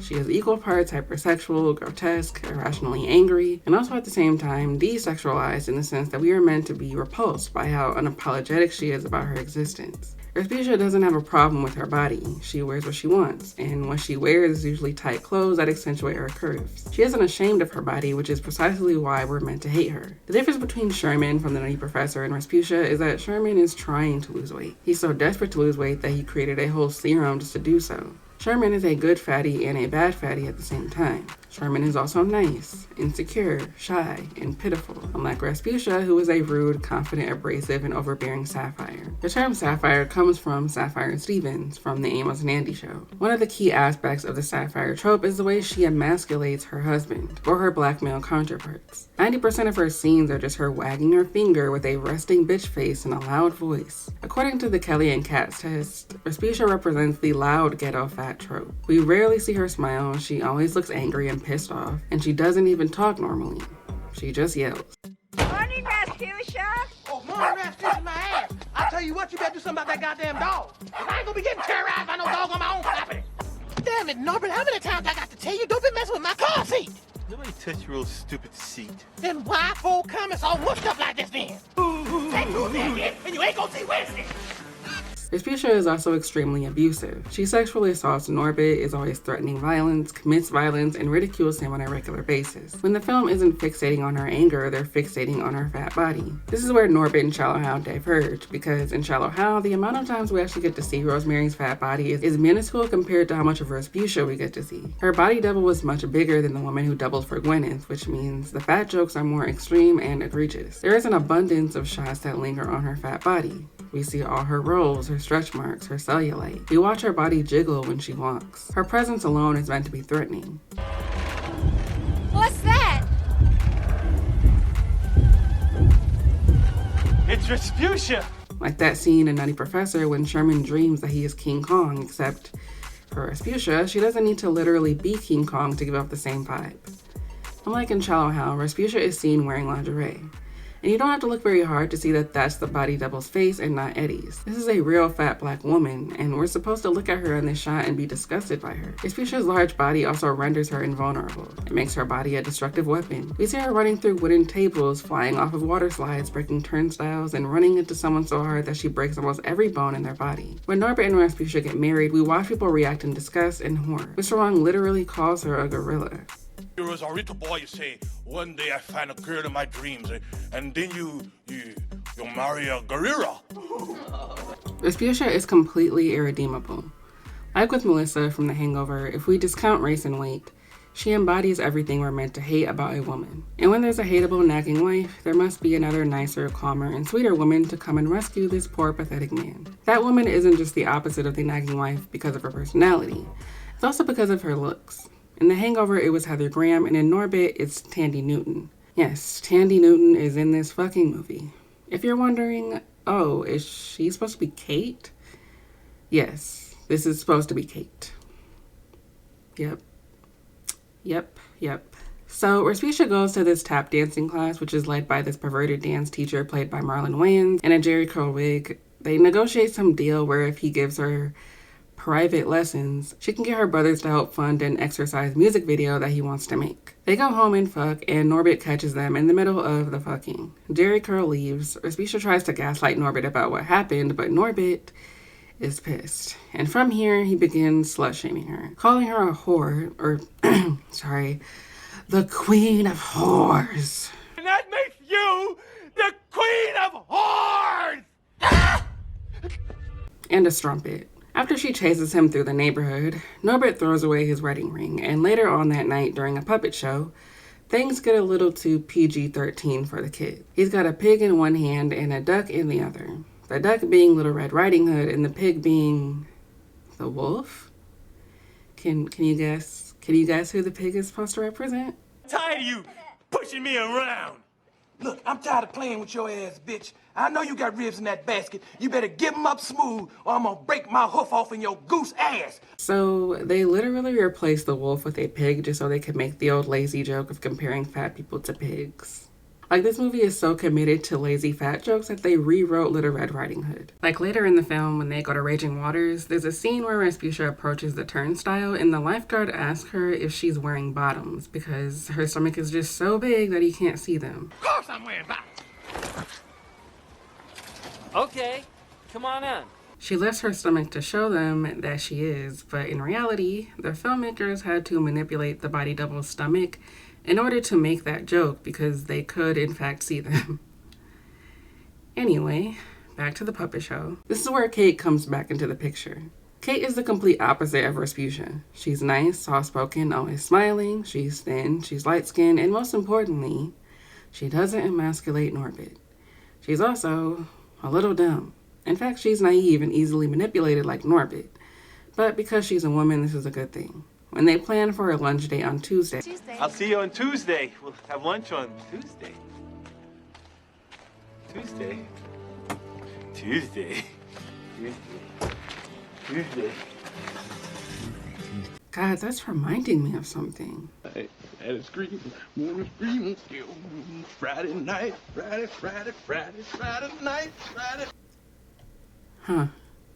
Anyway, while on their lunch date or whatever, Norbit is disappointed to see that Kate is engaged to a man named Dion, played by Cuba Gooding Jr., just in case you needed a reminder of the fact that you were watching a very bad movie. Dion doesn't exactly have pure motives for marrying Kate, though. Kate is in the process of buying the orphanage, but Dion is not interested in raising a bunch of kids and plans to just up and leave her without even saying goodbye, before Jack, Blue, and Earl convince him to get in on this titty bar that they want to build. They tell him to go and marry Kate as soon as possible so that when she buys the orphanage, he can be part owner and do what he wants with it. The brothers get Norbit to make Kate signed some papers that would renew the liquor license in their name, unbeknownst to both Norbit and Kate, who didn't think to read the papers before putting down her Jane Hancock.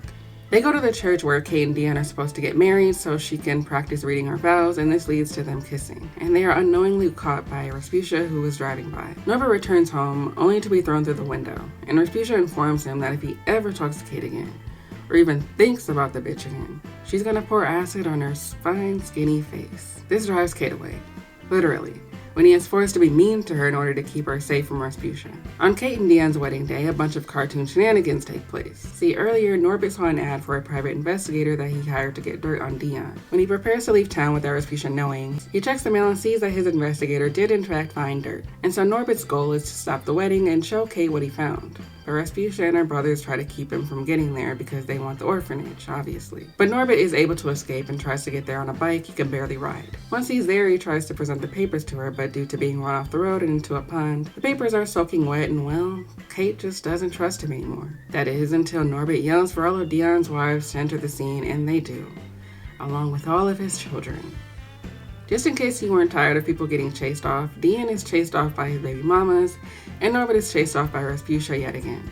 But this time, the whole town is ready to defend him, even Mrs. Henderson. Bring it, bitches! But it's Mr. Wong who gets Rasputia in. Go right in the bro hole! Yes, you just witnessed Rasputia run off like Roadrunner. And then the whole town chases away the brothers with pitchforks and torches, not really, but basically. And Kate and Norbit get married again under the big tree with their ring pop rings and live happily ever after. The last scene in the film takes us to Mexico, where the Lattimores appear to have uprooted to. Their dream titty bar has come into fruition, and one of their best dancers is... who else? Hold on now, Pepe. Ain't nothing going down there unless I got the word peso written on it. Como está? You know what, Rasputia? I don't even disagree with you on that. This offensive kebab of a movie finally comes to an end with Rasputia doing a flash dance reference. The end. When I went digging for old reviews of this movie that was tastefully released during Black History Month, I found this review from the Gainesville Sun by someone named Bill Maxwell. In this article, he describes being told by someone who'd already seen it how awful the film was and how he just had to see it for himself, which is relatable. I also have that problem. Someone alerted Bill to the colorism and the misogyny, but to his surprise, upon his arrival at the theater, he noticed something interesting about the audience that attended. Many of them were fat black women. He was even more surprised to see that these women were laughing at jokes that were poking fun at them. And yet all around me, large black women were cracking up. Even when Rasputia went flying through the bedroom and landing on Norbit, and when her gargantuan breast pressed against the car's steering wheel and set off the alarm. These same black women laughed their heads off. They cooled, however, when the willowy high yellow Kate, played by Tandy Newton, sashayed into the action and stole Norbit's heart and mind. Here we go, I thought. The battle between light and dark-skinned blacks. Yeah, this is definitely a white man. Sure enough, Kate is beautiful, the extreme opposite of Rasputia. She even has long, straight hair. She is kind and idealistic.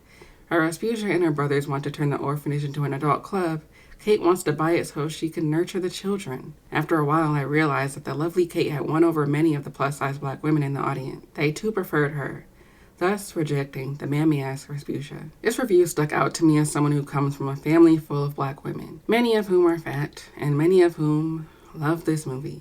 As with The Nutty Professor, I kind of grew up with this movie. I saw this in theaters when it came out, and my mom thought it was so funny that she instantly bought it on DVD and then watched it over and over and over and over again.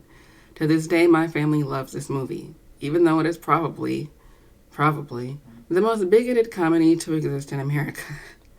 Though I'm sure y'all have worse examples, I'd love to hear them. Writing the script for this was difficult because I was tempted to point out every bafflingly offensive joke that happens in this movie. Like when they go to the carnival and Norbit sees a fat black girl on a horse and mutters about how he understands his pain.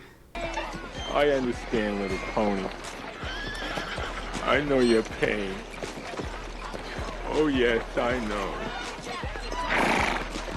The horse has a tear coming down their face. Or Lord Have Mercy and Pope Sweet Jesus, two men who proudly identify as pimps. It's raining little white women. My prayers have been answered. It's raining little white women? Ew, what the fuck? The thing is, I still laughed at some of these jokes. If you cut out the bigoted jokes, which is like 95% of the film's jokes, we would be left with some genuinely funny, absurd humor. Like the turkey ass scene. Like, that's fucking funny. I'm sorry, it just is. Say the best piece for you. What's that? Turkey ass. Eat up, sucker. Bon appetit. I don't see Norbit. Anybody used to see Norbit? No. He hasn't been here. And who was eating the turkey ass? Or that white woman being like, I want to be a hoe.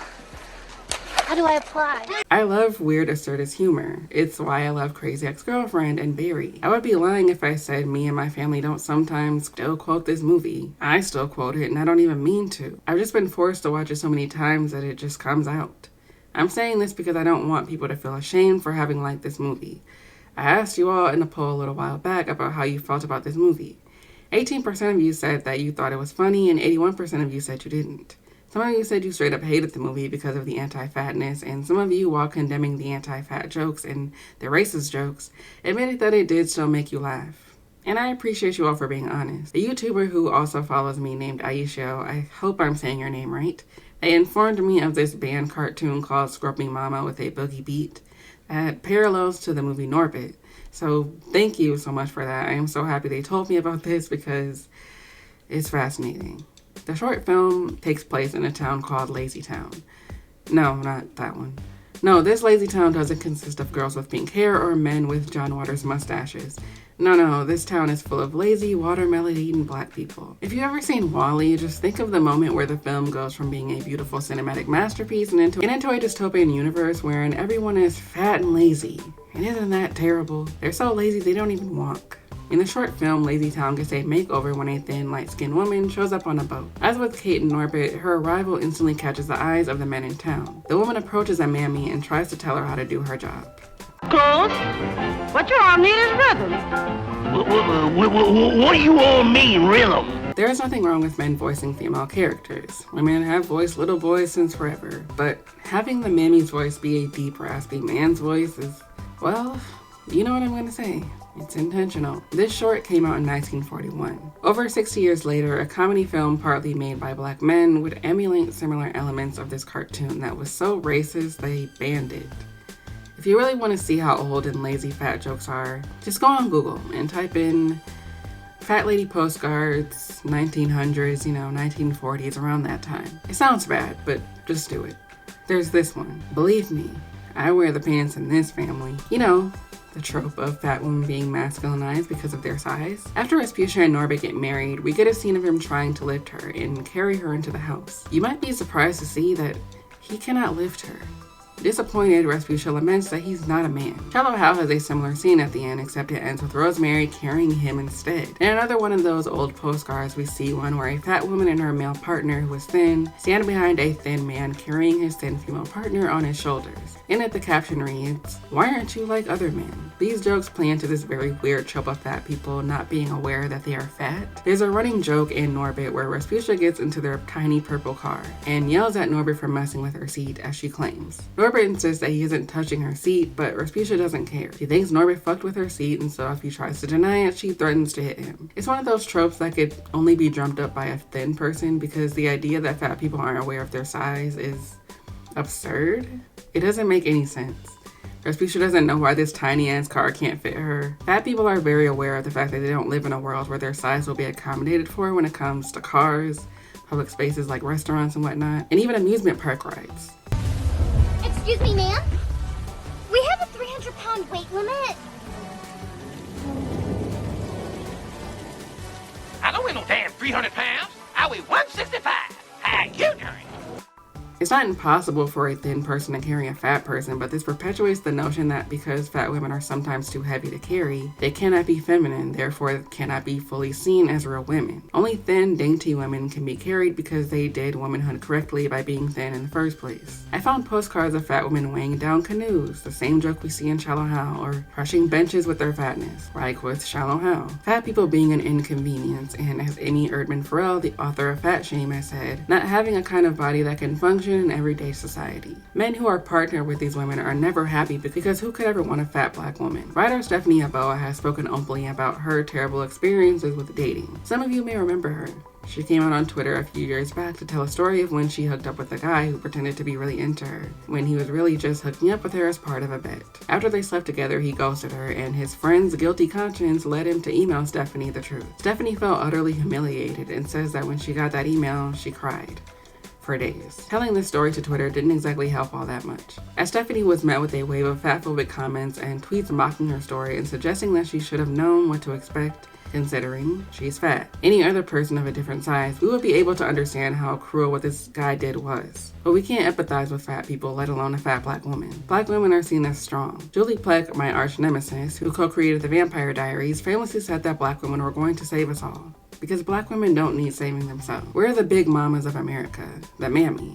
We're here to help everyone else with their problems, and in that, we are revered the same way white people revere the mammy. Even some black people think it's complimentary to categorize all black women as strong, but at the same time, that image is used against us. This myth of black women's strength is why black women experience so much mistreatment from doctors.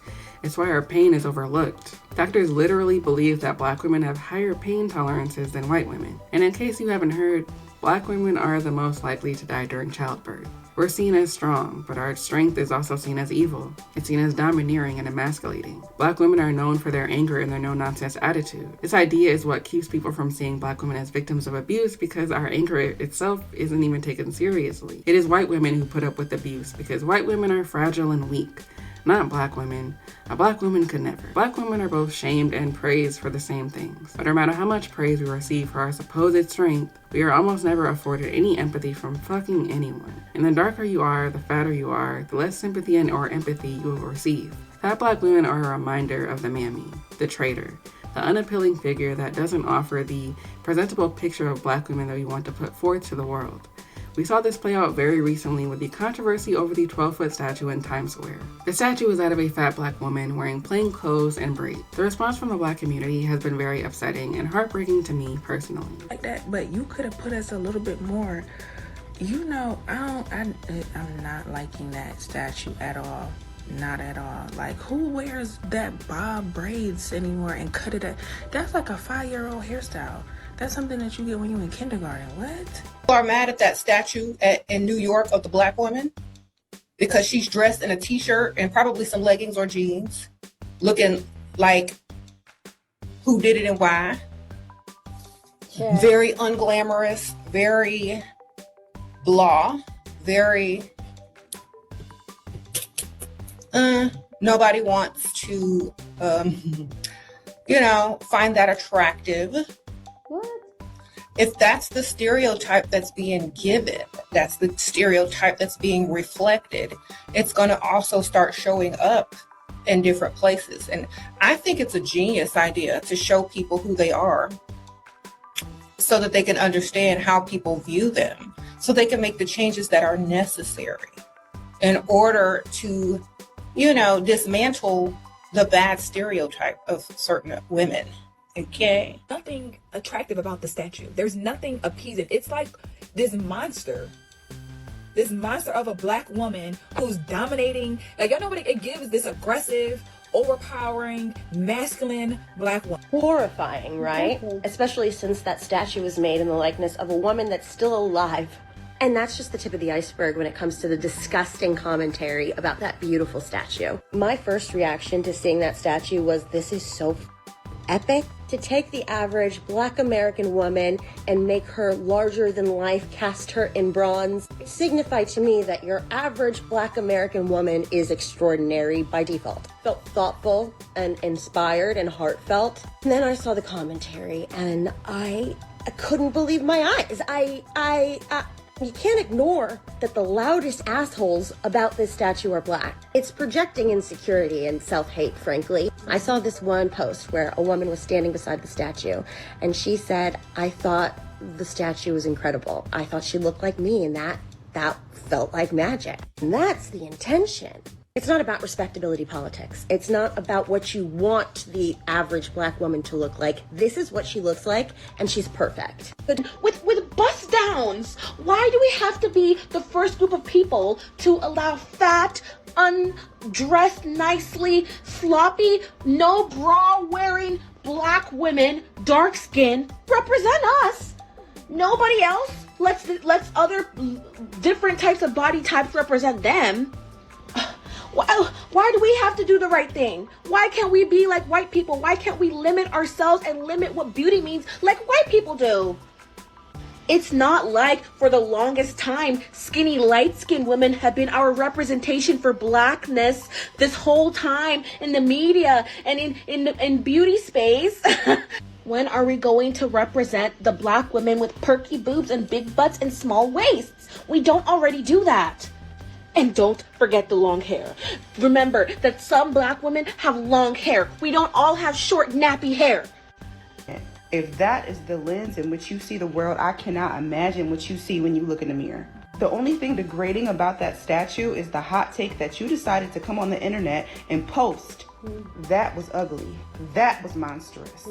What are we going to do about these people with these outdated, evil-ass, skewed-ass lenses and ideas about the world? That shit is literally polluting our environment. These type of women are so fucking miserable. If y'all want to know what a miserable-ass black woman look like, right there. So, I hate to break it to y'all, but this is what most black women look like.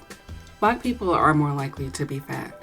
Fat phobia mostly stems from anti-blackness. When you get on the internet and say this statue is hideous and how this isn't the image of a black woman that we want to see in Times Square, I want you to think about all the fat black women who are hearing you say that. Why don't they count? People were the same way towards Lizzo, calling her a mammy because her music appealed to the mainstream. Even though that doesn't make any sense because Lizzo is not even remotely a mammy other than being fat. I don't recall Mammy ever twerking while playing the flute. So when I come back to this conversation about this statue, the way people see this statue and are engaging with it and being disgusted by it because they don't want to see fatness. And this immediate response that I'm seeing from folks who are saying, this is our mothers, this is our aunties, these are our loved ones. The fact that we are so quick to say these are our aunts and our mothers and our grandmamas The reasons why that does not work is because they don't see them as desirable either. And we have to remember that desire does not stay in the bedroom. For all the people who say, oh, that's not my type, that doesn't mean anything, it means a lot. Especially when you have to name it. Because this statue is not doing anything to anybody, it's just there. It is a state that is so far from so many people. So many people probably have never even been to New York City, probably will never see the statue, but they're disgusted by it. They're disgusted by the idea of this. And they're responding accordingly because they don't want to see that. So attaching this to the grandmothers, the aunties, doesn't really work because they don't see them as valuable other than their labor that they provide. Notice how when we have these conversations, they never say uncles. They never say granddad they never say that. They never say that. Respucia is disgusting to us, or is supposed to be, because we're watching a fat black woman step out of the bounds of what is appropriate for her. She's supposed to be nice and caring and modest. She's supposed to be in the kitchen cooking soul food for everyone as her family members concerned troll her about her health. As King of Reed said, and as I said in my video about soul food from a couple of years ago, Big Mama is eating the same shit as him. But it is she who must suffer the consequences of eating this food. Big Mama is beloved because she wasn't self-absorbed like Respucia, and even then, she dies. Like with Delilah, her life was spent caring for others, putting others before herself. Others who may have been ungrateful, and we see how their goodness cost them their life. They can never end up with a handsome man in the way Sherman can end up with a beautiful, thin woman after learning to accept his size. Norbit, like with Julius Kelp, a hapless nerd who wasn't that remarkable or interesting, deserves this hot woman because he's such a nice guy. And Rosemary gets to spend her life with a man who once covered his eyes with Vaseline in order to not see what she really looked like. Respucia gets nothing but a literal stick up her ass. Dating as a plus-sized woman, you see, is an exercise rooted more in frustration, anger, and patience than in romance. When you are not being ignored by prospective interests, you are either subjected to humiliation and abuse, or you are fetishized for your weight. Either way, the abject failure to consider the feelings of the plus-size women in these situations is just another example of the ways in which we are not afforded the luxury of being treated as human beings. As plus-size women, we are not afforded the same humanity, care, love, and respect as our thinner counterparts. This can force a monumental drop in confidence and either put us off dating for life or lead us to partake in more casual dating in an effort to prove our worth through sex. The last question I have is, Eddie Murphy, why? Norbit was made alongside a bunch of white men, one of them being Brian Robbins, the CEO of Paramount Pictures and Nickelodeon. A white man directed a movie that is full of anti-black tropes that depict black people as criminals and pimps, and Eddie Murphy was just fine with that. I wonder how much people would stand by a black woman filmmaker who made a movie that was denigrating to black men in this way and also worked with a bunch of white women or something. It's infuriating that there are so many black men in the black community who despise black women and are not secretive about it, but we still love them anyway. Black women love Eddie Murphy. Fat black women love Eddie Murphy, but he does not love them. No one really brings up Norbit or how offensive it was when people talk about Eddie Murphy. And I think that's just because we don't care to take fat phobia seriously. For people who bristle at the comparison of fat suits to blackface, if you think it's different or not the same thing, that's because you don't see fatness as its own intersection. You don't see it as an identity that experiences oppression. As Johnny Tillman told us earlier, if you are a woman, fat, black, poor, middle-aged, you don't count as a human being in our society. It is imperative to acknowledge fatness as an intersection because we are ignoring the issues and experiences of the very people we claim to love. The thing about being a person of color, being fat or queer or poor is, as that girl from Fat Like Me said earlier, I can't just take my skin off at the end of the day. Fat people cannot just take their fat off. And call me a sensitive snowflake, but it's not fair. It's not fair that you, people with privilege, get to just put on someone else's identity, mock that identity, make money off of it, become famous off of it, and then not have to deal with the actual ramifications of living with that identity 24/7. It's not fair that you get to tell me I'm just being sensitive if I express my issues with it. It's not fair that it is you who gets to dictate these conversations and that you get to determine what is on the table and what is off. What's okay to joke about and what's not okay. What's funny and what's not funny. As long as you say it's in good fun, we could overlook the fact that we are just continuing the tradition of minstrelsy because we never learned our lesson before. And how could we? When all we do is bury shit. The dumb and idiotic phrase, the past is the past, is one of the most damaging phrases that has permeated our society for way too long. Forgetting the past never led to anything good, and it never will. You can't say, oh, it's the past, it's over now. We're not like that anymore when we're actively emulating the past all the damn time. If the past was really the past, we would be living in a better world right now. So do I think they should have gotten rid of Aunt Jemima? Well, honestly, no. Because now future generations will never have known that a real black woman was behind that famous pancake brand. It's erasing her from history in a way that she already kind of was for nearly 100 years, in the way almost all of those women were. I don't want Norbit to be erased. I don't want Shallow Hal to be erased. Maybe I've joked in the past that they should, but I really don't think they should be. These movies should be studied because they say a lot about us, about how we see people. Our media informs the culture, and the culture informs the media. There are trans people who have been called Buffalo Bill, the trans character from Silence of the Lambs, a character that unfortunately perpetuated the trope of trans women being predatory murderers. There is a whole generation of fat people who got called Fat Albert, and I'm sure some of them were called Rasputia. You might think you're too smart to be affected by the media you watch. You might think you're so smart that you could never view someone differently because of a racist caricature, but you're not. And many of you do view them differently without even realizing it. These writers were not just writing from thin air, they were writing from what they think and feel about fat people. The same way Freeman and Charles did. The same way Thomas Daddy of Minstrelsy did. Despite so much overwhelming evidence, most of us are staggeringly incurious about the nature of such a complicated condition. We remain recalcitrant, holding on to our outdated, disproven, and destructive cultural beliefs about fatness and fat people. Besides, if we acknowledge that fatness might not be a personal failing, we might have to treat fat people differently, with less condescension and disdain.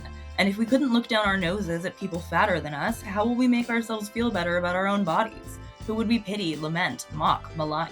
And what would become of our lesser selves? I understand the whole thing about laughing at yourself, but maybe we shouldn't shame marginalized people into laughing at jokes that ridicule them.